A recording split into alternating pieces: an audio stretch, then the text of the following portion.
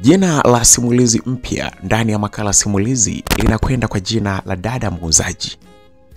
Dada Muuzaji ni simulizi mpya kabisa ambayo tunaitambulisha kwenu kwa mara ya kwanza kabisa ndani ya makala simulizi, channel yetu hii pendwa kabisa kwa ajili ya kupata simulizi za aina mbalimbali. Hii ni mpya kabisa ndani ya makala simulizi, ni mpya kabisa duniani. Karibu sana mpendwa mfuatiliaji wa channel yetu hii ya makala simulizi, ili tuweze kuanza pamoja simulizi yetu hii mpya kabisa ambayo inaletwa kwenu na mimi BHB wa makala simulizi. Ni sehemu ya kwanza kabisa ya Dada Muuzaji. Karibu twende pamoja mwanzo hadi mwisho. Jina langu mimi ninaitwa Elisha, ninatoka katika familia ambayo ni ya kawaida sana kwa upande wa uchumi. Lakini ni familia ambayo iliyobarikiwa kumfahamu Mungu, kwa maana ya wazazi. Baba yangu pamoja na mama yangu ni watu ambao waliokuwa wanapenda sana kuamini katika Mungu. Toka utotoni, mazingira yetu yalikuwa ni mazingira ya kulitumikia kanisa.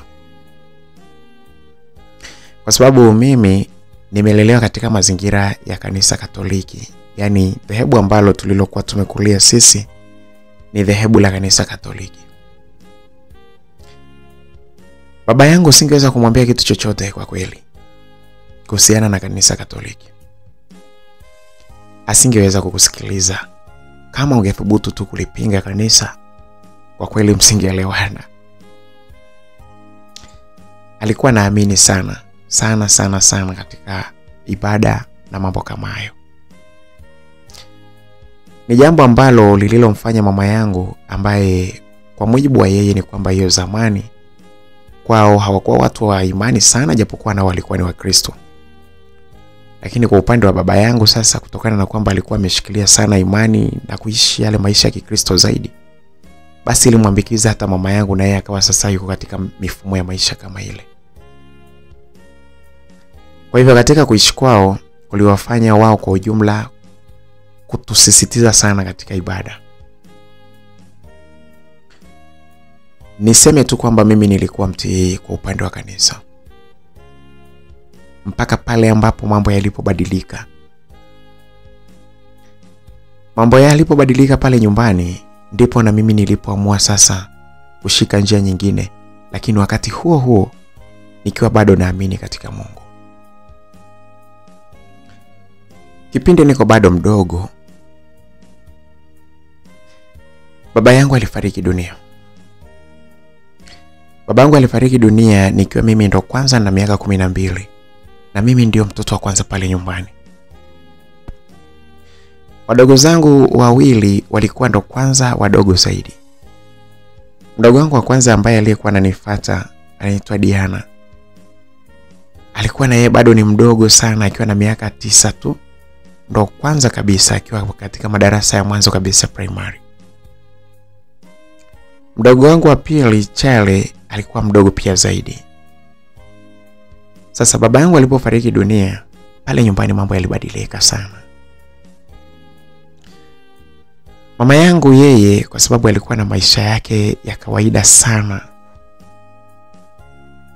yalikuja kubadilika sana zaidi baada ya baba kufariki, kwa sababu japokuwa alikuwa na kibiashara chake pale nyumbani akiuza mkaa, na wakati huo huo akiwa anategemea shughuli zake zingine za kawaida, kama vile anapoambiwa amtekee mtu maji, labda ampelekee na mambo kama yale. Lakini sasa kipindi baba yupo hai, mama alikuwa hawaoni shida, kwa sababu pesa yake ilikuwa ina jambo la kufanyia tu kwa ujumla. Tofauti na pale ambapo sasa baba alipofariki, pesa yake ilikuwa haiwezi kufanya jambo lingine tofauti na ile pesa ambayo anayoipata kuileta kwa ajili ya kununulia vitu ambavyo tungeweza kutumia sisi pale nyumbani. Kwa kifupi, ninaweza nikasema kwamba kifo cha baba yetu kilikuwa ni pigo kubwa sana pale nyumbani. Kilikuwa ni pigo kwetu sisi, lakini wakati huo pia kikiwa ni pigo kubwa sana kwa mama yangu. Zile raha ambazo alizokuwa anazipata mama yangu, pamoja na kwamba nyumbani kulikuwa na maisha ya kawaida sana, lakini sasa baada ya baba kufariki, maana yake sasa mama alikuwa analionja joto la jiwe. Majukumu yote pale nyumbani ya malezi ya watoto wote watatu yalikuwa yako juu yake.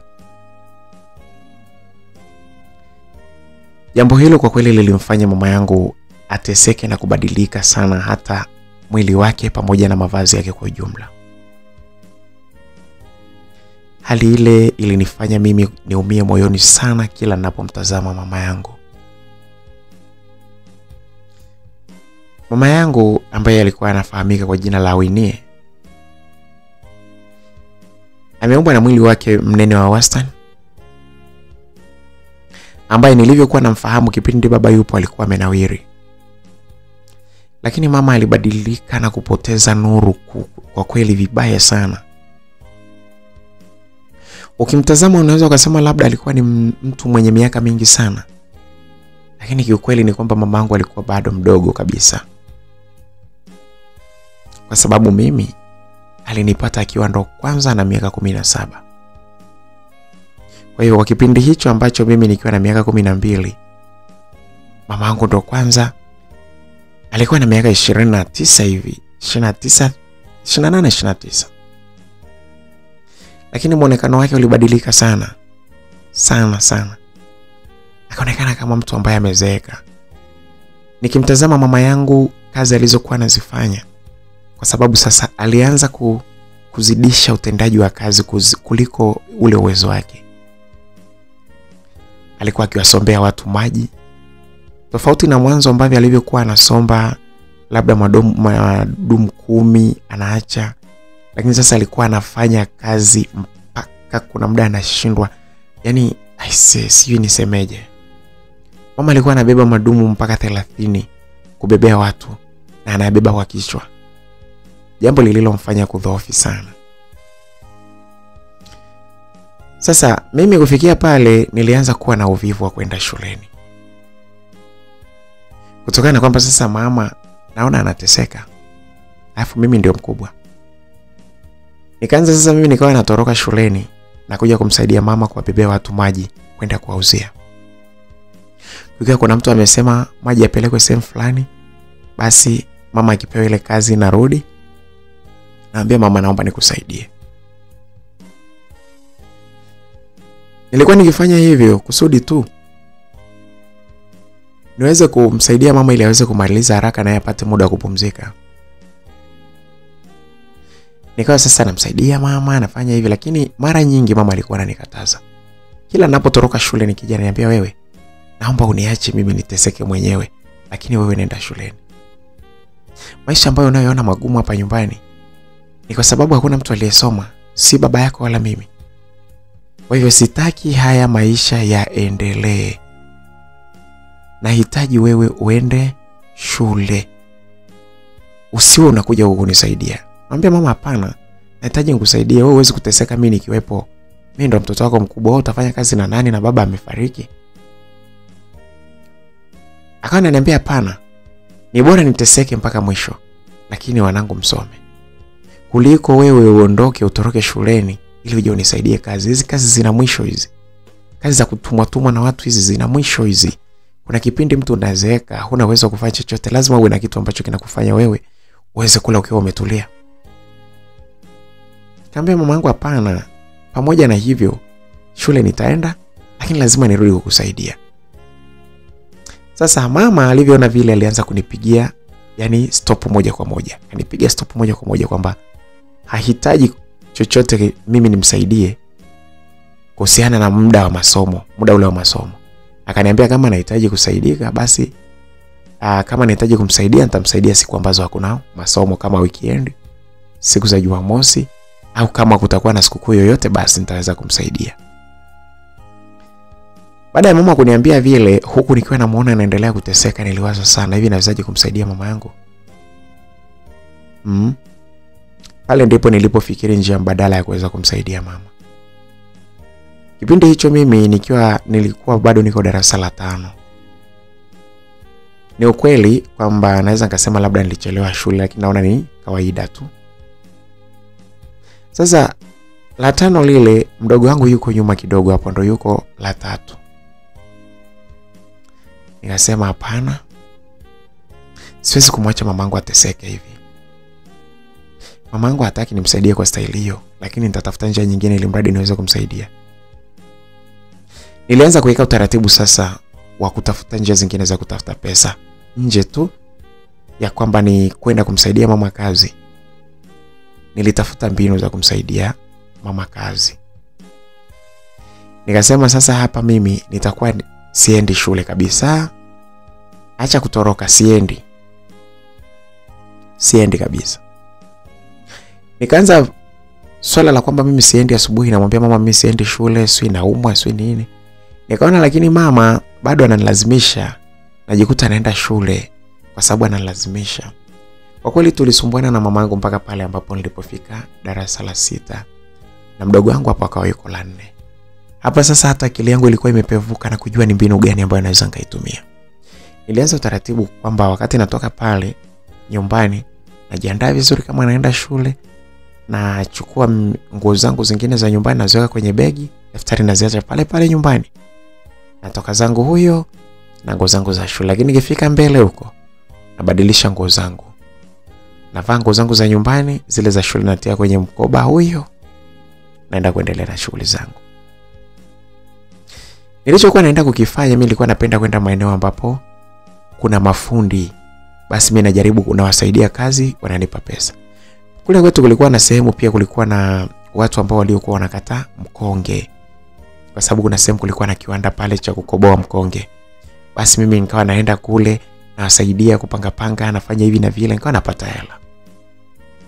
Ile hela nikiipata naiweka. Wakati mwingine nikija pale nyumbani na nunua vitu napeleka nyumbani. Vitu kama vile unga, labda mboga nanunua napeleka kule nyumbani. Mama akiniuliza nimepata wapi hela, namwambia nimeokota. Nilikuja kuona kwamba ili nisije nikagundulika, ni vyema niweze kuongea vizuri na mdogo wangu Diana ili aweze kunielewa. Nikamwambia mdogo wangu, utakapoulizwa na mama kwamba mimi nimeenda shule au la, usikubali, mimi nitakupa pesa. Nilikuwa nikimpa mdogo wangu Diana pesa ili aweze kunitunzia siri yangu ya mimi kutokwenda shule. Nikawa nampa pesa, namwambia bana, shika hii hapa, fanya hivi, nampa, ananyamaza. Sasa nikajikuta kwamba muda umeenda. Mimi darasa la 6 lile sikusoma kabisa. Yaani lile mimi sikusoma kabisa, lakini mama yangu alikuwa anajua kabisa kwamba mimi ninasoma.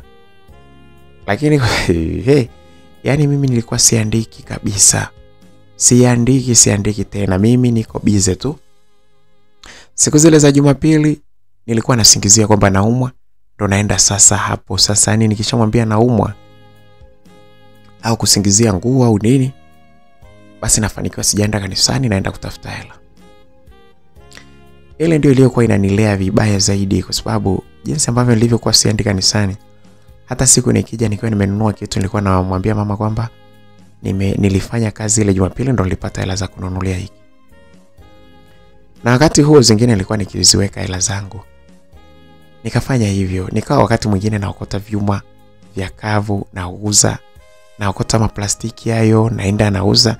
Yaani mimi kitu ambacho nilichokuwa nakifanya ilikuwa ni kwamba mimi niweze kupata hela tu. Kila kitu nilikuwa nafanya. Lakini mtu muhimu wa kumzingatia ni mdogo wangu Diana, ili asije akasema kwa mama. Nilijua kabisa kwamba mama kama angejua kwamba darasa la 6 mimi sijasoma, ingekuwa ni hatari. Nakumbuka mimi nilienda mwishoni kabisa mwa darasa la 6 kufanya mitihani pale, huyo tukaingia la 7.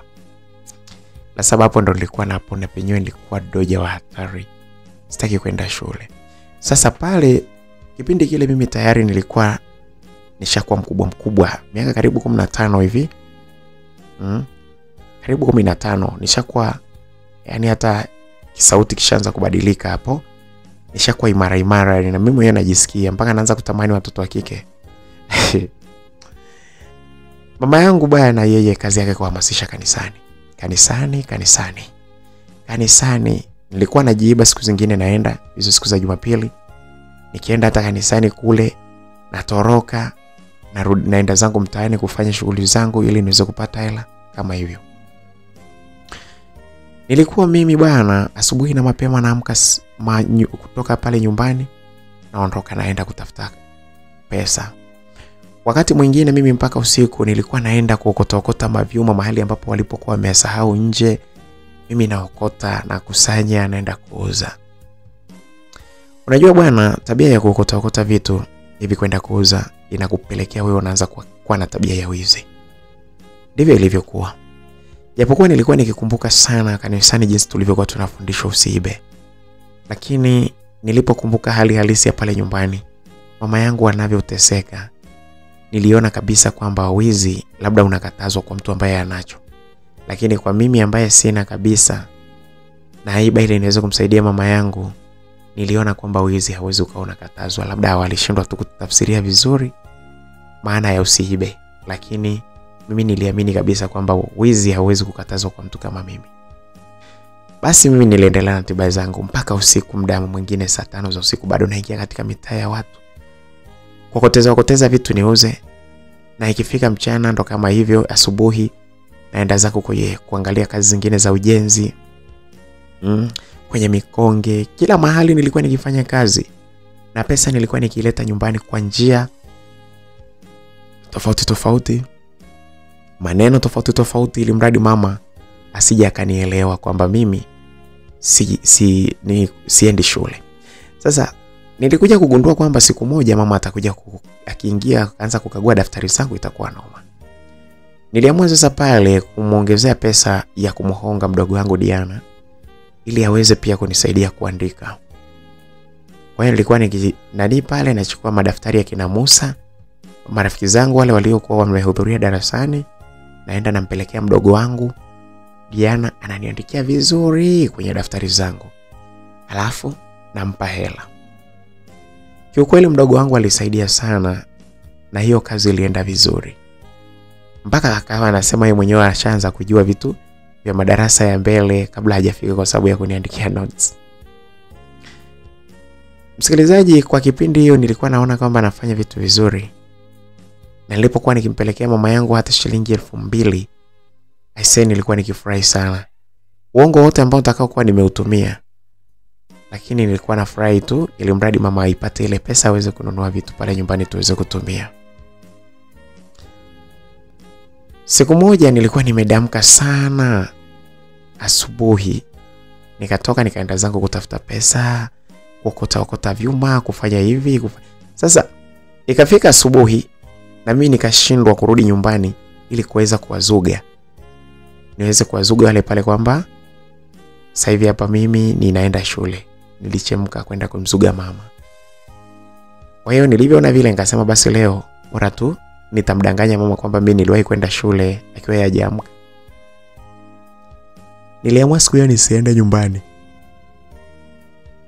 Nikaamua bora niunganishe tu kudamka kwangu kutoka saa 10 niunganishe na asubuhi ya kawaida, mchana ule niendelee kufanya kazi. Na kweli siku hiyo nilipata hela. Sasa ikafika jioni nikawa nawaza kurudi nyumbani. Nikawa naogopa kwamba nikifika nyumbani mama anaweza akaanza kuniletea kuleta kunigombeza. Nikasema hapa dawa yangu ni moja. Mimi naingia zangu mtaani tunaendelea kutafuta pesa mpaka wanitafute. Maana wakinipata hawezi kuniletea mambo ya ajabu mara kunichapa, haiwezekani. Niliamua siku hiyo kutokwenda nyumbani. Nikabaki zangu mtaani na kuendelea kutafuta pesa. Nilienda mahali ambapo kulipokuwa kuna njia nyembamba hivi. Alafu pembeni kulikuwa na majumba fulani hivi ambayo ni majumba ya magofu tu tuseme, hamna watu wanaokaa. Nikasema sasa hapa ndio sehemu nitakayolala. Muda nilikuwa nimepata hela yangu, nikawa nimeificha. Alafu bado nimeshika vitu vyangu vingine nilivyoviokota baada ya kuuza vile ili niweze kwenda kuuza. Nikajilaza mahali nikatulia. Sasa wakati nimejilaza pale nikakaa, ikafika mida kama ya saa 9 usiku hivi. Nikatoka nikasema hapa nianze kutafuta mavitu yangu ya kuuza. Nikatoka paka pale njiani sasa ili niweze kutembea. Nilipotembea kidogo nikasema lakini mbona bado giza? Ngoja nikae zangu tu hapa njiani. Alafu ya kukipambazuka nitaondoka na kuendelea na safari yangu. Nikajilaza pale njiani bwana.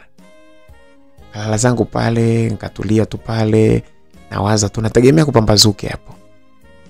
Nikaona hii nikakadiria nikasema itakuwa kwenye saa 10. Huyo nikaona hapa naona mwanga wa jua naanza kuona itakuwa kwenye saa 11 hivi. Sasa wakati niko pale kidogo nilisikia mfano wa mtu, miguu ya mtu inayotembea. Sasa kwa sababu kulikuwa kujapambazuka, bado ndo mida kama ya saa 11 hivi. Nilikuwa na mimi na umakini sana, hasa ukizingatia kwamba niko na hela. Nikasikia mtu kwa huku nikiwa nasikia harufu ya marashi. Nasema sasa nikaona jini hapa. Nilinyanyuka haraka ile. Hop. Si unajua kiuoga? Nganyanyuka kiuoga pap kuangalia ni nani. Wakati tunaangalia hivi, nikaona mdada mmoja hivi. Mzuri, amevaa visketi vyake fulani hivi. Jamani mzuri, afa amevaa visketi vyake vifupi. Yaani mwili wake alikuwa ni kama yuko uchi. Japokuwa alikuwa ni asubuhi sana, lakini sehemu kubwa ya mwili wake ilikuwa uchi. Ukiacha maziwa na hiyo sehemu ya siri, lakini maeneo kama mapajani, tumboni, wapi kulikuwa ni wazi. Alikuwa ameshika na kimkoba chake kilichokuwa na simu pia. Niliponyanyuka vile, yule dada akaogopa sana. Akaanza, "Wewe samani, kaka samani." Akapiga magoti chini. Akaniambia, "Naomba usiniue. Usikanifanyia kitu kibaya. Chukua hela hizi hapa. Usikanifanyia kitu kibaya." Sasa mimi pale nikaanza kushangaa. Huyu dada ana shida gani? Ana tatizo gani huyo?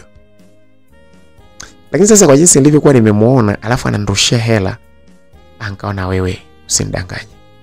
Wala usinizingue.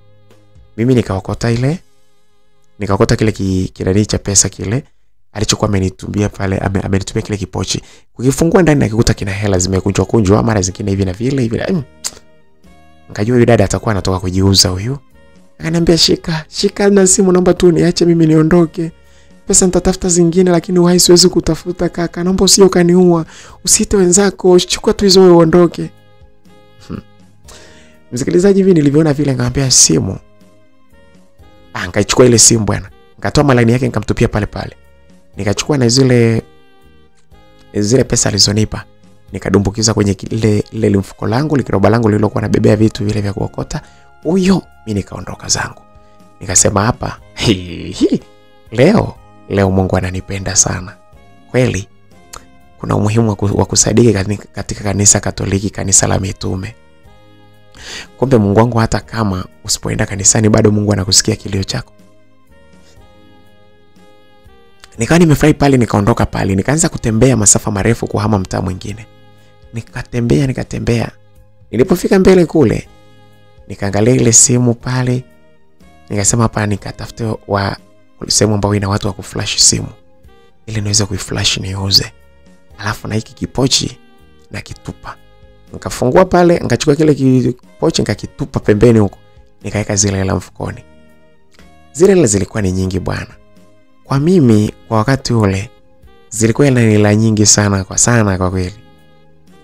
Mpaka kajiuliza, huyu dada ina maana kweli kujiuza ndo kunampa hela nyingi hivi? Niliondoka zangu mimi pale. Baada ya kutupa kile kipochi pale, nikasonga zangu mbele mpaka kwenye mtaa mwingine.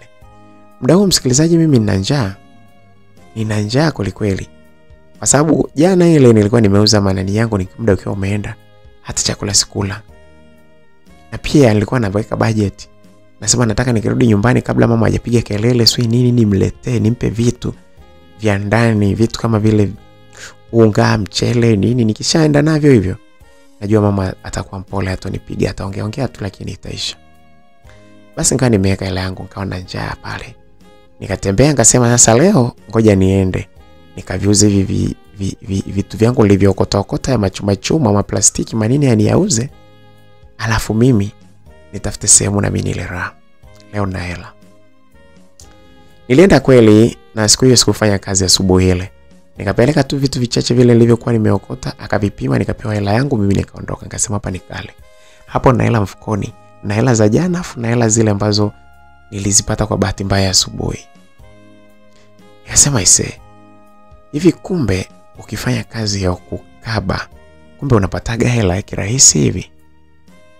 Kweli mimi nahangaika kila siku kuokota makopo, madini, mavyuma ili niuze, mara nibebeshwe matofali, mara kumbe kuna hela zinapatikana kirahisi hivi. Sasa ndo kazi nyepesi. Nikajikuta nikiwa najishauri pale. Nilikuwa napiga hesabu sasa pale ya kwanza rasmi kwa kibaka ili niweze kupata hela kirahisi. Nikawaza sasa huenda sio nitafute kampani ili tuwe watu kadhaa tuweze kuwadhibiti vizuri watu ambao tunataka kuwaibia, lakini nikasema hatari kubwa ya kukaba tukiwa kama kikundi ni kwamba mmoja akikamatwa wengine wote watatajwa na watakamatwa. Nikasema hapana, hapa dawa ni moja tu.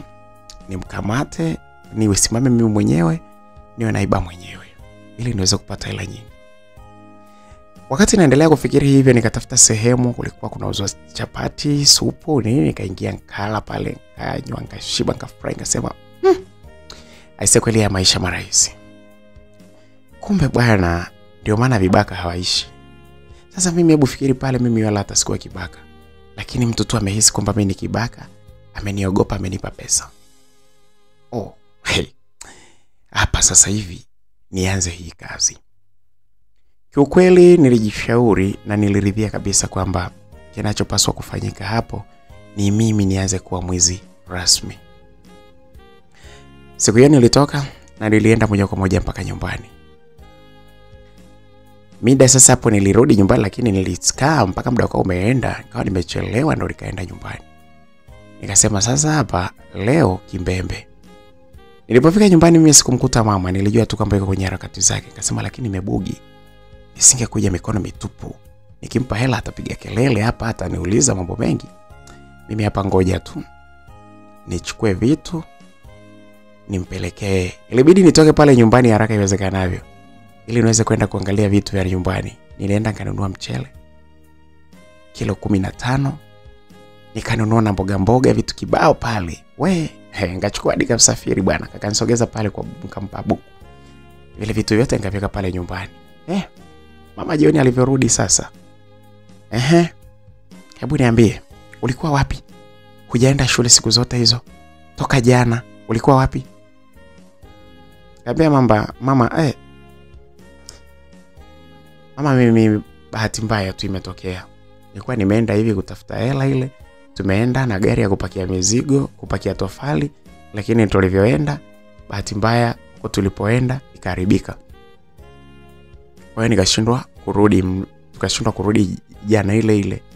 Kwa hiyo imebidi niendelee nifanye kazi, wanipe hela yangu. Ndio nimenunua vitu hivi hapa mama. Sasa mama yangu japokuwa alikuwa amepanga kunifokea sana, baada ya kuona vile vitu pale, akakuta kuna unga, kuna dini, kuna vitu mbalimbali, mchele, akasema akaniambia wewe usiwe unatoroka shule, unaacha kwenda shule kwa sababu ya hizi kazi. Hizi kazi nitazifanya, ni haki yangu. Lakini wewe sasa hivi jua jambo moja tu, shule. Niambia basi mama sawa, hamna shida. Msikilizaji, siku hiyo mambo yakapita hivyo. Laiti kama mama yangu angelijua jambo ambalo liko kwenye akili yangu, huenda angeniombea au angenipiga sijui. Nilikuwa nishaweka mikakati rasmi. Nikasema hapa sasa hivi mimi ni kuwa kibaka moja kwa moja. Lazima nipate hela. Haiwezekani mamangu ateseke. Siku iliyofuata nilizuga vile kama naenda shule, lakini sikuenda shule. Balozi wangu mimi ni nani? Balozi wangu Diana, mdogo wangu. Namtoa hela kama kawaida, yeye anajua ni namna gani, ni kitu gani cha kufanya, ni kukaa kimya. Akiongea kuhusu masuala ya shule ananitaja na mimi kwamba nilikuwepo shuleni. Tukaishi hivyo bwana kwa kipindi fulani hivi. Lakini sasa kama baada ya wiki hivi nikasema hapa mbona najichelewesha? Kazi zangu ninazofanya hizo zinipe hela, bora niwe. Sasa nikaanza kuingia mtaani. Mimi nalala nyumbani mapema, lakini ikifika mida ya saa 8 natoka. Nachukua zangu panga na ingia zangu mtaani. Nilikuwa naenda mitaa ile ambayo najua kuna kina dada ambao wanachelewa, wanawahigi kurudi asubuhi wakiwa wanatoka kuuza miili yao. Nia yangu na madhumuni kwenda kule kwa dada ni kwa sababu nilikuwa najua tu wadada hawawezi kuwa na nguvu za kunitishia mimi. Na akinileteza kuleta na wakata kabisa lazima watatoa hela. Nilifanya hivyo kwa muda kama wiki moja hivi nikiwa na wakaba kweli wa dada. Sasa siku moja nilimkuta dada mmoja hivi ambaye huyu yeye alikuwa ni mzuri na yeye. Yule mdada nilivyomshika hivi nikamwambia toa hela. Akaniambia wewe kaka, mimi sina hela. Leo hata sijapata mteja hapo napotoka. Nikamwambia hujapata mteja? Kweli, toa hela nitakuwa hapa nitakupiga panga la kichwani. Nikaanza kumtishia na panga pale. Yule dada wa watu kusema ukweli alifungua ile pochi yake Akaniambia sina kitu angalia. Nikakuta kweli pale kwenye ile pochi yake hamna hela. Nikamwambia simu hiyo hapo. Kwenye simu hamna hela. Akaniambia sina. Sasa simu ambayo aliyokuwa nayo yenyewe ilikuwa ni kiswaswadu. Kimechaka lakini mdada mzuri. Nikamwambia hela ziko wapi? Akaniambia sina. Nikamwambia umeweka kwenye simu wewe. Akaniambia hapana kweli sina kakaangu. Naomba tu niache, kama kuna kitu kingine unataka nikupe. Lakini mimi sihitaji kabisa, sina hiyo hela kakaangu. Sina hela. Nikamwambia nitajie password nihamishe hela kutoka kwenye simu yako kwenda kwenye simu yangu. Sina kaka, password nakutajia lakini hamna hela. Msikilizaji, sasa mimi pale nikamkazia, nikamvuta pembeni, nikamwambia toka hapa njiani. Njoo hapa. Ni kama sasa namteka. Nikamtoa pale njiani, nikamuingiza kwenye uchochoro. Nikamweka sehemu ya pori kabisa hivi, nikamwambia sasa wewe kuna mawili, nikuchinjie hapa au utlete hizo hela. Akaniambia kakaangu, bora uniue lakini pesa sina. Angalia nimekutajia na password. Nikaanza sasa kufanya kama nataka nihamishe pesa kutoka kwenye line yake kwenda kwenye line yangu. Hapo nikiwa nimtazama kwa jicho la ukali. Sitaki mazoea. Aleteza kuleta ni mbonde. Sitaki mazoea na maanisha. Kwanza kuhamisha hela pale, kufika sehemu ya kuweka kiasi, nikajaribu nikasema kwa hiyo niweke shilingi 50,000. Kwa sababu najua dada wauza miili yao hawezi kukosa hela. Kujaribu akaniambia salio halitoshi. Nikajaribu 40,000 salio halitoshi. Nikasema sasa ngoja niweke hata 20,000 salio halitoshi. Akasema ina maana wewe ana shilingi ngapi? Nikamwambia, akaniambia kakaangu nimekwambia sina hela. Wewe ungeangalia salio wala usihangaike na kutuma. Nikaibidi niingie moja kwa moja niangalie salio. Kuangalia ana shilingi 1,000. Nilimtukana. Nikamwambia ndio wewe nitakubonda nitakupaswa kichwa. Yaani hata hela huko kwenye simu unafikiri mimi nitaishije? Akaniambia kakaangu, please niko tayari nikupe kitu kingine unachotaka. Nikamwambia sina kitu ninachotaka mimi. Basi chukua hata simu yangu. Simu gani wewe? Pumbavu nini? Simu gani ya kunipa mimi? Hii simu inaweza kunipa hata shilingi 10,000. Nikisema kuiuza hii. Kakaangu sasa mimi nitakupa nini huko ninapotoka? Sikubahatika leo kupata mteja. Msikilizaji, yule dada aliongea kwenye level ambayo kusema ukweli alivyokuwa anaongea ilibidi nianze kuingiwa na huruma. Lakini nikasema nikianza kuingiwa na huruma ndio siwezi kupata pesa. Nilimpiga yule dada bapa ya mgongoni hiyo. Akapiga yowe. Nikamwambia nakukata mdomo. Nikaweka panga mdomoni. Nikamwambia ukitoa sauti tena na kuchana mdomo wote na kulia umumu. Yule dada akawa anatetemeka pale. Msikilizaji, unajua mimi bwana nimelelewa katika dini. Yule dada alivyokuwa anaogopa pale, niliona kabisa kama mimi ndo namsulubisha Bwana Yesu. Niliona kabisa kama mimi namgongelea Yesu misumari. Nilianza kukumbuka mafundisho ya kanisani. Nikakumbuka ile somo linalosema amelaaniwa mtu yule amwagae damu isiyo na hatia. Jamani, nilijikuta panga lile nililokuwa nimelishika nikiliachia kutokana na jinsi ambavyo moyo wangu ulivyonyong'onyea. Nikamtazama yule dada, nikajikaza tu pale ili nisimuonyeshe kwamba nimeogopa sija kanidhuru na yeye, kwa sababu unajua unapotaka kumfanyia mtu kibaya afu ukamtishia, akipata chance anakuua wewe. Nikasema lazima nimkazie moja kwa moja. Nikamwambia sema mahali ambapo hela zipo. Kaniambia kakaangu, kama unaniua niue tu. Sina pesa mimi. Mwenyewe hapa nilikuwa natafuta pesa, sijui nyumbani mama yangu atakula nini kwa kweli. Sijui kabisa mama atakula nini kwa sababu mama yuko na mdogo wangu mmoja. Baba yetu amefariki, amemwacha mama yangu akiwa na operation mshono. Sasa mdogo wangu ndo kwanza mdogo, hata mwaka hajamaliza babangu alifariki. Mimi ndo natoka hivi, alafu nikipata pesa ndo naenda kumtunza mama yangu, hajaweza kufanya kazi. Kama unaniua niue, lakini naomba ukiniua uende nyumbani kwetu. Alafu ujue mama yangu anaishije. Umsaidie hata ukikaba watu wengine, umpelekee mama yangu kitu chochote kile aishi yeye pamoja na mdogo wangu. Msikilizaji, niliumia sana. Yule dada akanitajia mpaka nyumbani kwao. Akanielekeza mpaka nyumbani hapa, akasema Mungu wangu. Hivi kumbe hii kazi ya kukaba ninavyokaba hivi, kuna dada ambao na wao wametoka kwenda kujiuza ili waweze kuitunza familia yao kama vile ambavyo mimi ninavyofanya hivi ili kuweza kuitunza familia yangu. Mbona hii kazi ni haramu sana? Niliwaza sasa kwamba kumbe jinsi nilivyokuwa nawaza kwamba hii kazi inaweza isiwe haramu, nikaona uharamu wake ndio ule sasa. Kwamba sasa kama mimi kuna mdada ambaye nitakuwa nimemkaba, kwa sababu nilikuwa sitaki mkaba wa kaka, makaka yana nguvu wewe. Yasija kaniua mimi we. Nikaanza sasa kama mdada anaweza akatoka kwenda kujiuza ili aweze kulisha familia yake, alafu mimi tena naamua kumwacha na naamua kumnyang'anya vitu vyake vyote na vichukua mimi, si dhambi? Mimi ndo kibaka ambaye niliingiwa na hofu ya Mungu jamani. Nikamwambia wewe dada, mimi sikui, lakini nataka uniambie wewe ukijiuza huwa unapata shilingi ngapi kwa siku? Ananiambia mimi jamani, kuna siku sipati, lakini kuna siku ndio hivyo naweza ngapata hata 20,000, kwa siku naweza ngapata 50,000, itategemea tu. Lakini leo sijapata kabisa. Msikilizaji, kutokana na kwamba umri wangu nao pale ulikuwa umeenda, nilivyokuwa namwangalia yule dada maungo yake ya mwili, nilianza kuvutiwa. Nikasema huyu dada huyu hapa, hii ni nafasi ya wazi. Hapo msikilizaji, mimi sijawahi kuona uchata wa mtoto mdogo. Baadaye tu inanisumbua, nikiamka asubuhi najikuta kama hivyo boxer ishaloa, basi ndo naishi hivyo. Sasa nikamwona yule dada nikasema huyu dada muuza huyu, siwezi kumwacha salama huyu. Nikamwambia sasa wewe nipe mimi hapa. Utanipa shilingi ngapi? Nikamwambia nikupe shilingi ngapi? Yaani wewe tena ukiniuliza kuhusu hela nitakuua huko.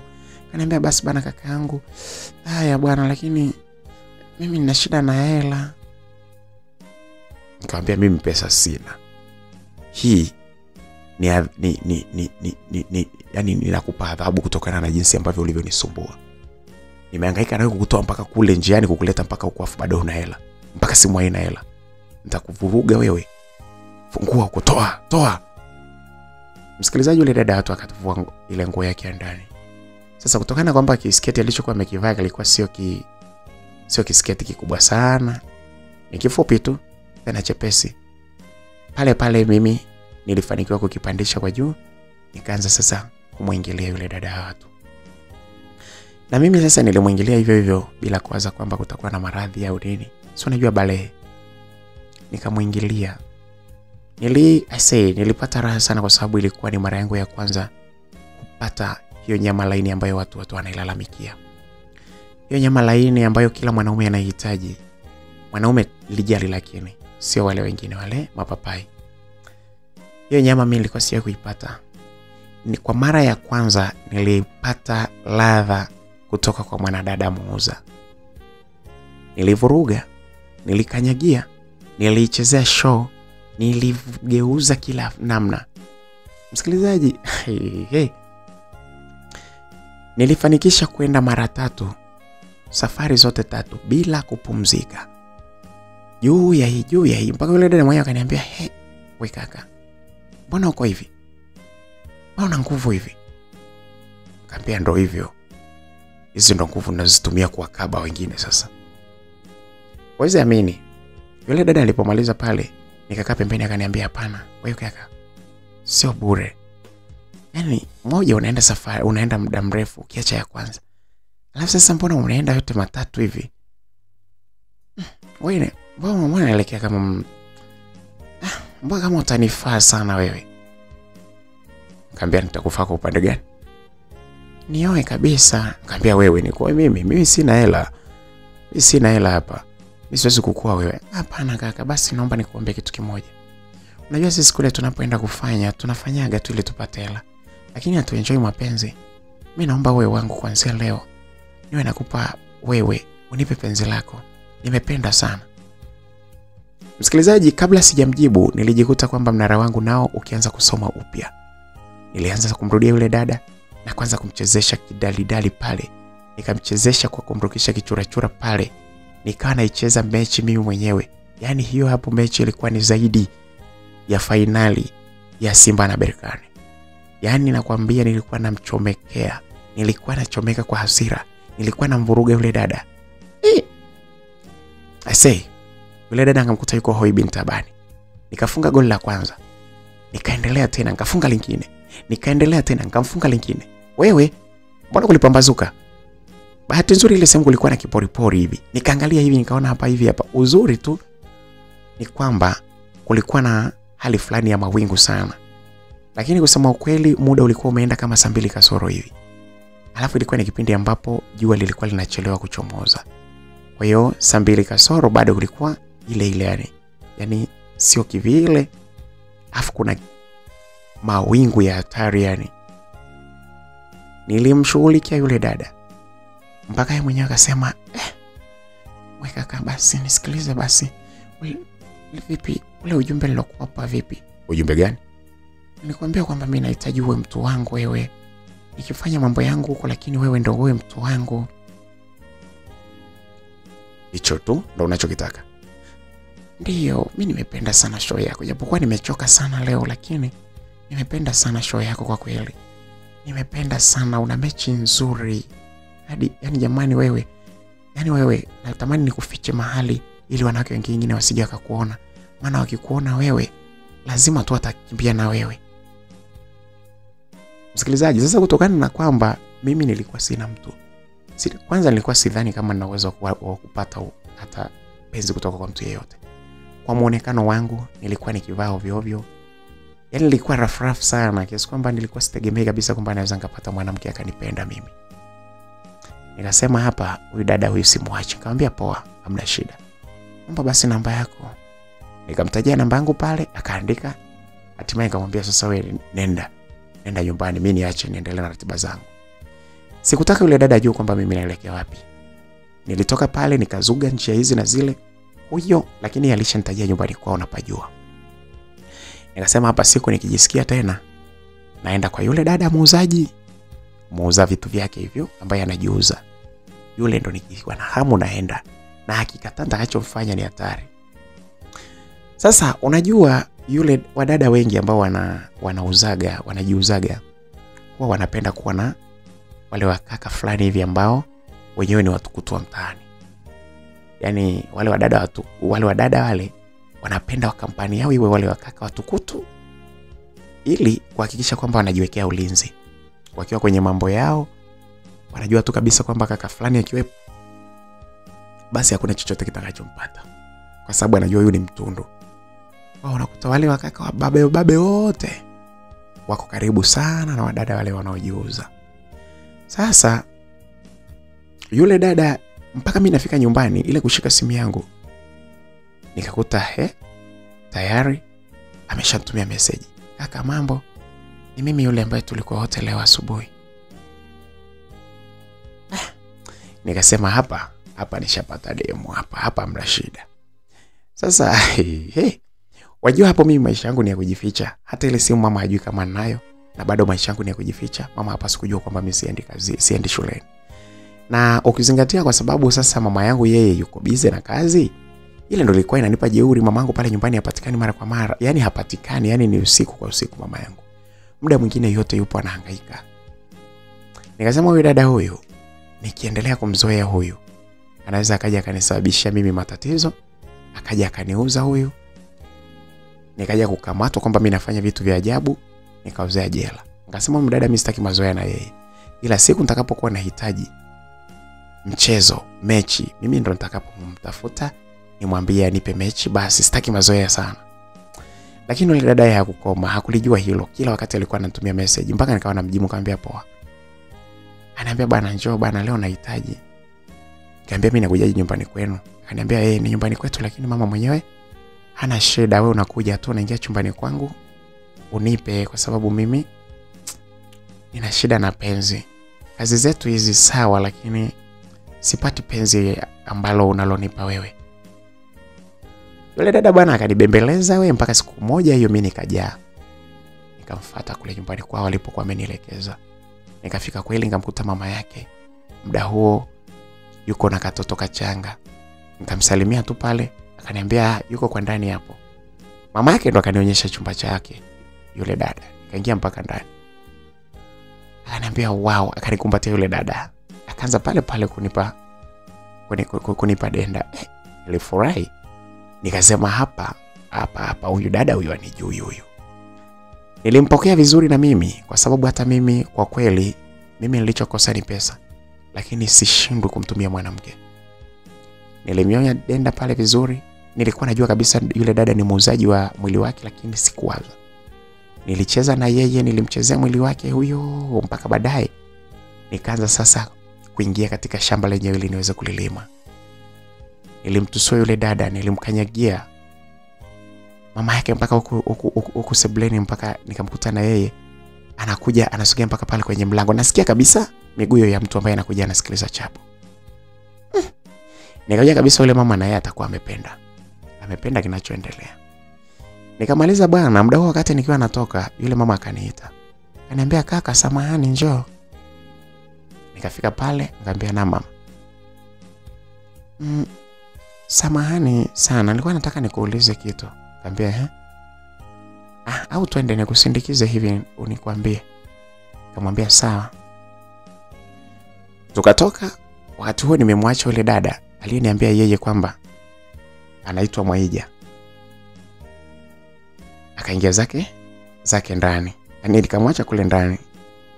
Mimi nikawa nimetoka mimi pamoja na mama yake Mwaija ili aweze kunisindikiza. Tulitoka naye mpaka pale kwenye ile nyumba yao, tukasonga mbele kidogo. Yule mama akaanza kuongea. Akaniambia, we kaka, samahani, hivi unakulaga kitu gani? Nikamwambia kwa nini? Akaniambia, wewe mbona unafanya kwa nguvu hivyo? Mpaka unajua wanaume anaokujaga pale ndani hawaona wanaingia kwa mwanangu Mwaija, lakini sijai kusikia wakiwa wanamvuruga kama wewe. Unajua hadi umenivutia. Nikamwambia, wewe mama, nimekuvutiaje? Kweli vile mimi nakwambia kijana wangu, umenivutia sana. Inaelekea unafanya vizuri. Unajua nimekusikiliza sana jinsi ambavyo ulivyokuwa unafanya kule ndani na mwanangu Mwaija. Nimevutiwa sana na wewe. Mama, kwa hiyo ulikuwa unasemaje? Sisemi kitu, lakini kama inawezekana na mimi naomba unipatie hicho ulichompatia mwanangu Mwaija. Unamaanisha nini? Ndio, kwani wewe ulimpatia nini mwanangu? Kwa nini mimi usinipatie? Yaani na wewe unataka na wewe nikufanye kama ambavyo nilivyomfanya mwanao? Mimi nimesikia kabisa, mimi nimevutiwa sana. Unajua mimi nimetoka nifiwe na mume wangu sijawahi. Kama utojali naomba unisitiri kijana wangu.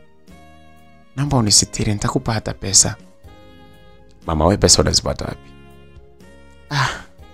Nitajua tu nitakapozipata, lakini ili mradi tu mimi uniridhishe, na muda mwingi sana kwa kweli. Sasa kwani kabisa kama nikija pale mwanao atakuja kujua? Utakuja tu, mimi najua muda nao toka. Wewe unapaswa uje akiwa hayupo. Asijue tu. Basi poa. Wewe utanipa shilingi ngapi lakini? Mimi nitakupa tu jamani, nitaangalia pesa gani nikupe. Na hamu sana jamani, na siku nyingi. Kweli? Basi poa. Chukua namba yangu utaniambia. Nilimpa yule mama naye namba yangu ya simu. Hatimaye yule mama akaondoka. Akaenda zake. Mimi nikaongoza zangu kuendelea na matatizo yangu ya kawaida ya kila siku. Yule mama akarudi nyumbani. Niliporudi nyumbani tu nikashangaa naye amenitumia message. Akaniambia, kwa hiyo kijana wangu lini? Nikamwambia ngoja nitakwambia. Yule mama akaanza kunisumbua. Sasa nikawa napata usumbufu kutoka sehemu mbili. Napata kwa Mwaija kwamba anahitaji mimi niende nikamchezee show, wakati huu mama yake Mwaija naye anahitaji eti nikampe show. Jamani, nikasema haya maisha gani? Mimi nilikuwa na shida na pesa afu napata wanawake kweli? Ndo yale ya wabunge waongo. Mbunge mwongo anakuambia kwamba yeye atawaletea maji, baada ya hapo mwisho wa siku anaanza kuwaletea vitenge, sui kanga. Yaani mnachokitaka sicho ambacho mnapewa. Sasa mimi nilikuwa na shida sana na pesa ili niweze kumsaidia mama yangu nyumbani, lakini nikashangaa naanza kupata mashangazi. Kwa sababu ni wakubwa kwangu, watu wazima wale. Mimi mdogo hapo. Yule mama kutokana na jinsi ambavyo alivyokuwa ananisisitiza nilishindwa kumkatalia. Aliniambia nije nyumbani, mwanae Mwaija hayupo. Nilitoka kweli, baada ya kufanya harakati zangu za huku na kule. Hapo sasa nilikuwa nishaingiwa na hofu ya Mungu kuhusu habari ya wizi. Nikasema hapa mimi siibi. Nikajiunga na vikundi tu vya mafundi ili niweze kuhakikisha kwamba tunaweza kupata kazi za kufanya ili niweze kufanya nini? Kuhudumia nyumbani. Nikaenda kule kwa yule mama yake Mwaija. Nikaingia nikamkuta, akaniambia bwana, subiri mtoto wangu alale. Nikamwambia Mwaija yuko wapi? Akaniambia Mwaija yuko katoka, kuna sehemu kaenda. Mimi nilikuwa najua kabisa kwamba Mwaija sio kwamba kuna sehemu kaenda kuuza mwili wake. Lakini yule mama aliamua tu kunificha. Labda aliona kwamba yule Mwaija kwa sababu ananipenda sana, anataka labda ni muoe, japo kwa yeye ni mkubwa kwangu. Lakini aliamua tu kunidanganya kwa sababu alijua kwamba yule mimi ni demu wangu pengine. Kwa hiyo hakutaka kuniambia kwamba Mwaija ameenda kuuza mwili. Msikilizaji, pale tukasubiri kidogo, mtoto akalala. Yule mama akaniambia njoo, alinikaribisha chumbani kwake. Jamani, yule mama baya, pamoja na kwamba alikuwa na mshono, lakini kwa sababu ulikuwa umeshapona, alikuwa anajua bwana. Mwaija mwenyewe akasome. Mpaka nikawaza sasa, mbona mama ni zaidi ya mtoto? Alikuwa ananipa kitu ambacho mimi mwenyewe nilikuwa sijabahatika kukipata mahali popote. Nilikuwa naupokea ladha ambayo sijawahi kuiona. Sasa ukizingatia mimi ndo kwanza nateswa na balehe. Nilikuwa nikishuka, nikikaa kidogo na panda. Nikipanda pale lazima nipige 2 mpaka 3. Natulia kidogo, narudi tena. Yaani usiku ulikuwa ni usiku wa vurugu sana siku hiyo. Ulikuwa ni usiku ambao niliona kama dunia yote ilikuwa iko kwangu. Kutokana na jinsi mama yake Mwaija alivyokuwa akinipa kitu ambacho nilichokuwa nakitaka. Jamani, balehe ina mambo ya ajabu sana. Yule mama watu akawa anasema, jamani, wewe unamzidi mpaka mume wangu, unamzidi mpaka marehemu mume wangu, basi unioe mimi. Kana mwambia, wewe nitakuaje wewe, na kati mimi nataka ni muoe mwanao Mwaija. Basi utatoa tu hata wote, au hata kama ukimwoa yeye, lakini na mimi, hata mimi nitakuwepo, tuwe tu wote, usiache kunipa sijui ni. Jamani, yule mama alikuwa analalamika jamani. Nikasema sasa hapa, haya ndo mambo sasa. Siwezi kukubali. Yule mama kweli bwana, nilipomaliza ile mida ya asubuhi nikamwambia mimi nataka niwahi. Akaniambia hapana kijana wangu, subiri kwanza. Nikamwambia no, Mwaija atakuja hapa atatukamata. Atanikuta hapa itakuwa sio poa. Akaniambia hapana, naomba tu hii saa 10 unifanyie hata moja tu tena, kwa sababu sijui nitakupata lini tena. Lakini kesho si utakuja? Nikamwambia sijui kama basi nipe hata moja tu sasa hivi. Yule mama alinikazia. Mpaka ikabidi tu sasa mimi nichukue moja tena, nimpe moja. Tukaanzisha mechi pale kweli. Akafunga magoli yake na mimi nikafunga goli langu moja. Hatimaye sasa pale mimi nikatoka. Nilitoka asubuhi na mapema sana. Na wakati huo mimi, pamoja na kwamba nilikuwa nimechoka, lakini nilikuwa nimefurahi kwa sababu kweli yule mama alikuwa amenipa shilingi 20,000. Sijui alitoa wapi, huenda ndo hizo Mwaija akienda huko akifanywa kijana ampa naye akanipa. Mimi sikuwaza, shida yangu nimsaidie mama yangu nyumbani tu. Nikaweka zile hela mfukoni huyo. Sasa kwa sababu siku ile kulikuwa na deal la kwenda kufanya kazi huko, nikasema hapa mimi siwezi kwenda nyumbani. Nikienda nyumbani hapa tutaanza kulazimishana masuala ya shule. Mimi ni moja kwa moja kwa fundi James, ili nikifika kwa fundi James niende naye huko site tukaendeleze kazi za ujenzi. Nilipita kweli kwa kina fundi James, tukaenda mpaka kazini, tukapiga, nikapewa hela yangu ya siku. Jioni ndo nikarudi nyumbani. Siku hiyo sasa hakuna cha uongo, hakuna cha kudanganya wala nini. Mama hapo akawa ashajua kabisa kwamba mimi ninakuwa mtoro wa shule afu niko darasa la 7. Mama alifoka, lakini kutokana na kwamba pia nilimpatia shilingi 5,000. 5,000 kwa pale nyumbani ilikuwa inatoa kampani kubwa sana. Mama alijisikia kwamba kweli kazaa kidume. Mama alifurahi sana, akaona akaniambia, lakini mwanangu, naomba nikwambie kitu. Pamoja na hivi unanisaidia, lakini usiache shule mwanangu. Usiache shule, yani wewe nenda. Alafu kumbuka kwamba huu ni mwaka wa mtihani. Huu ni mwaka ambao wewe unapaswa usome kwa juhudi. usome kwa juhudi ili uweze kujipambania, uweze kufaulu mtihani wako. Nikamwambia mama, mimi sina ratiba ya kuendelea na shule. Mamangu alilia nilipomwambia hivyo. Akaniambia, "Bado mwanangu, usitake kuniambia kwamba wewe unataka uwe tu mtoto wa mtaani. Watoto wenzako kule wanasoma. Usiache shule mwanangu, utanitesa sana jamani. Nitakosa matumaini." Mamangu alilia kiasi kwamba ilinibidi sasa mimi nimwambie mama mimi nitarudi shuleni. Lakini mimi mwenyewe nilikuwa najua darasa la 6 sijasoma, na hilo darasa la 7 lenyewe jamani. Ndio ile naenda siku moja kwa bahati doli naondoka. Mama yangu yeye alikuwa anajua kwamba pengine nimeacha shule, pengine siku hiyo ambapo ananiona labda ndo nimeacha kwenda na nini ninavyokuwa mtoro. Kumbe mimi kitambo tu hata vitu vilivyokuwa namnunuliaga pale nyumbani kwa sababu ya utoro wangu wa kutokwenda shule. Ndio hivyo bwana.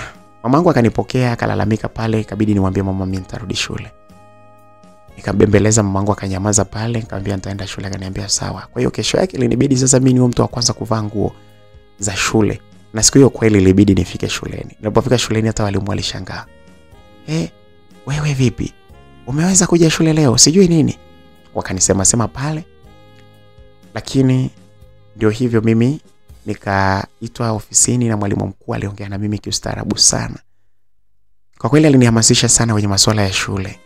Mpaka mimi mwenyewe nikaamua kwamba hapa inabidi nikae shuleni tu, niachane na mambo ya ajabu. Niliamua kwamba mimi hapa inabidi nikae shuleni rasmi, niache mambo ya ajabu. Nilikubali kurudi shuleni.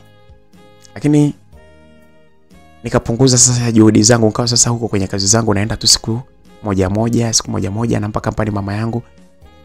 Lakini hata hivyo sikuacha wake zangu wawili. Yule mdada muuzaji na huyu mama yake, mama wa dada muuzaji. Niliendelea kuwa nao, nikawa na enjoy, nalipata pesa nikitoka shule, mimi naenda kule. Na sasa yule mama akawa ni kwamba ananipa, ni kama ananilipa. Kila nikienda kwake sikosi shilingi 5,000 au 10,000. Kila nikienda kwake 5,000 10,000. Kwa kweli yule mama, yule mshangazi kwa kweli ndio ulionifanya mimi nipende kuendelea na shule. Kwa sababu nilikuwa na uhakika wa kupata pesa. Na nilichokuwa nakiuza ni nini? Mimi nilikuwa nauza mbegu zangu tu. Kwa sababu nikienda nikimpa mbegu zangu, basi yeye ananipa pesa. Niliona mabadiliko makubwa sana pia kwa mwanadada Mwaija, kwa sababu nilipokuwa nikienda niliona sasa kama anazidi kupata hela. Alikuwa anapata pesa nyingi kwenye biashara yake ya kuuza mwili. Akawa anamwachia hela nyingi sana mama yake. Na mama yake hizo pesa ndo zingine alikuwa ananipa mimi. Niliendelea hivyo mpaka nilipomaliza darasa la 7. Pale sasa nilikuwa niko huru. Darasa la 7 mimi sikufaulu kwa kweli. Ni kutokana kwamba mimi shule nilikuwa naenda ili tu nimalize. Mama yangu japokuwa alisononeka sana, lakini nilimwambia mama mimi sasa naenda kujifunza masuala ya ufundi ili niweze kukusaidia. Mama yangu aliridhia na kusema atanipa kampani. Nilimwambia mama huko, mimi naomba wewe uendelee kudili na wadogo zangu, lakini mimi ninaweza nikajimudu mwenyewe. Kweli nilitafuta sehemu ambapo kulikuwa na yule fundi James, nikaongea naye akaniambia atanifundisha ufundi wa ujenzi. Ndipo nilipojifunza na nikawa fundi. Nimekamilisha vizuri masuala yangu ya ufundi, lakini kipindi chote hicho nilikuwa nikiishi na mtu na mtoto wake bila wao kujua. Nilikuwa nikija kufanya mapenzi mimi pamoja na mama yake Mwaija, na Mwaija mwenyewe alikuwa anawafanya, walikuwa wananisifia kwamba anaweza sana. Sio siri, nilimpa mimba mwanadada Mwaija.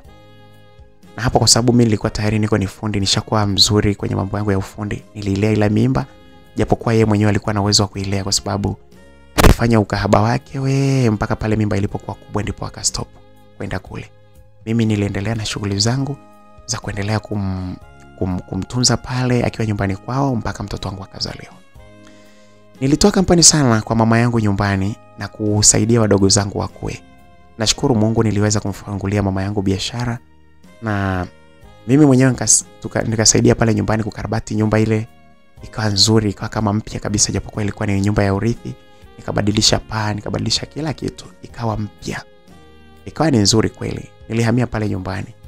Na kusema ukweli niliamua kumchukua tu mtoto wangu kwa sababu yule dada nilikuwa Mwaija sikuwa tayari kumwoa. Yule mtoto wangu nikamleta akawa anaishi pamoja na mama yangu pale nyumbani, pamoja na wadogo zangu wakiwa wanaenda shule. Na mimi kusema ukweli niliacha tabia zangu zote zile za ajabu za kuendelea kutoka na watu, yule mdada muuzaji pamoja na mama yake. Nikawa sasa mimi nikasema mimi narudi kanisani moja kwa moja. Nilirudi kanisani nikatubu dhambi zangu, makosa niliyoyafanya. Nikawa mimi sasa ni serious na kanisa kila wakati. Mimi namtumikia tu Mungu. Wadogo zangu nawapa kampani wanasoma. Nashukuru Mungu mpaka leo. Mimi ndo nawasimamia wadogo zangu. Mdogo wangu huyu Diana sasa hivi yuko chuo kikuu. Nashukuru Mungu amefika pale chuo kikuu. Na mdogo wangu mwingine huyu Charles naye yuko vizuri tu. Yuko advance sasa hivi. Nashukuru Mungu. Mambo yameenda vizuri na mimi nimerudi kanisani, nimeacha tabia mbaya zote na sasa hivi natafuta mke wa kuoa, niweze kuoa, nitulie nyumbani. Mtoto wangu anaendelea vizuri, sasa hivi ni mkubwa kwa kweli. Mambo yangu yanaenda vizuri, ninachofurahi ni kwamba nimerudi nyumbani mwa Bwana. Nafanya kazi za kanisa sasa hivi vizuri sana. Huwezi kunikosa katika jumuiya, kanisani, kila mahali. Mimi sasa hivi ni mtu mwema, nimeacha. Nimesema hivi kwa sababu najua kuna watu ambao nao wana tabia mbaya kama ambavyo nilivyokuwa mimi. Na washauri sana waweze kuacha hizo tabia, zinaweza kuachika na ukafanya mambo mema kabisa ya kumtukuza Mungu. Jambo ambalo nilikuwa sijawaambia ni kwamba mimi sasa hivi nimechaguliwa sasa hivi pale kwenye uchaguzi ule uliopita. Mimi ndio mwenyekiti wa mtaa wetu pale. Wananiamini kwa sababu mimi ni mcha Mungu. Na kwa kweli sasa hivi mimi kila ninayemkuta kijana ambaye ameharibikiwa na mshauri aweze kuachana na mambo yote mabaya. Masuala ya kununua wanawake wanaojiuza, masuala yote ambayo ni ya hovyo hovyo, namwambia aje. Nafahamu kweli kwamba kuna kina dada ambao wanafanya hizo kazi kwa sababu ya hali ngumu. Mungu awasaidie sana waweze kupata kazi zingine. Waache hizo tabia mbaya ambazo ni za kujidhalilisha kwa kuuza miili yao. Mungu awasaidie sana. Kwa kweli sasa hivi mimi naomba Mungu awasaidie kwa sababu hata Mwaija kilichokuwa kimempeleka kule ilikuwa ni tabia mbaya. Ni sababu tu ya hali ngumu ya maisha nyumbani ndio iliyompeleka kule. Na hata watoto ambao mnaona mtaani, wasaidieni, au achokora kina nani, wasaidieni kwa sababu wengine ni hali ngumu za nyumbani ndizo ambazo zinazofanya wao waweze kuingia katika makundi mabaya. Wasaidieni badala ya kuwapiga, kuwaumiza, wasaidieni waweze kumrudia Mungu. Mimi ni mfano mzuri wa kuigwa. Elisha ni mfano mzuri wa kuigwa. Nilikuwa na tabia hizo mbaya kutokana na hali ngumu ya uchumi nyumbani, lakini nilibadilika vizuri. Nashukuru Mungu. Kitu kingine ninachokuambia ni kweli mimi nilimwacha Mwaija, lakini baadaye nashukuru Mungu kwa sababu na yeye aliokoka akaachana kabisa na mambo hayo ya dunia, japokuwa mimi nilimkataa kwa sababu niliogopa kwamba huenda atakuwa na tabia mbaya kwa sababu alikuwa malaya, lakini nashukuru Mungu sasa hivi na yeye anaimba kwa kanisani. Sisi wote tumemrudia Mungu. Wewe kwa nini usimrudie Mungu ukaachana na mambo ya ajabu? Mtu yeyote anayesikiliza simulizi hii, hata kama una tabia mbaya kiasi gani, unaweza ukaamua na wewe kuacha mambo yote hayo mabaya na kumrudia Mungu na kufanya kazi zilizo halali. Bwana, kufikia hapo mimi Elisha sina jambo la ziada. Ni hayo tu. Kama kuna jambo umejifunza basi comment hapo ili na wengine waweze kujifunza kupitia simulizi yangu hii ambayo nimependa kuishare na nyinyi hapa.